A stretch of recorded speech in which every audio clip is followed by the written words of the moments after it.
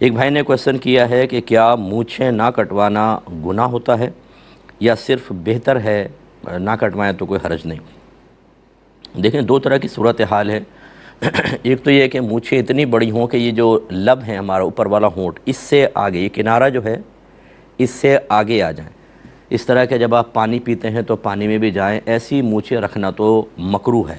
اور گناہ لکھا ہے، مکروہ تحریمی لکھا ہے، اس کو تو آپ کو ختم کرنا ہوگا۔ یہ جو اوپر کا ہونٹ ہی غائب ہوتا ہے بعضوں کا، تو اتنی گھنی گھنی موٹی موٹی مونچھیں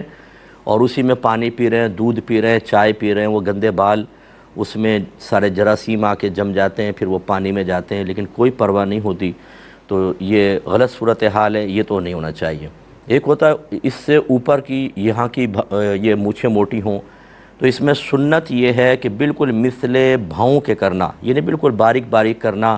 یہ سنت ہے، اور پوری صاف کروا دی جائے وہ بھی جائز ہے، ٹھیک ہے نا۔ یہاں تک جو ہے نا وہ یہی صورتحال ہو کہ مثل بھاؤں کے ہونے چاہیے، پھر یہاں سے کنارے سے اگر آپ بڑی رکھنا چاہیں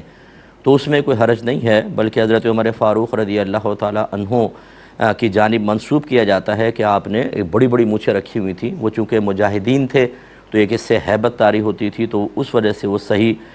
ایک مقصد کے لیے اگر کناروں کے یہاں سے بڑھائے جائیں تو گنجائش نکل سکتی ہے۔ تو تینوں صورتیں آپ کی خدمت میں رکھی ہیں، ان کا خیال رکھیں۔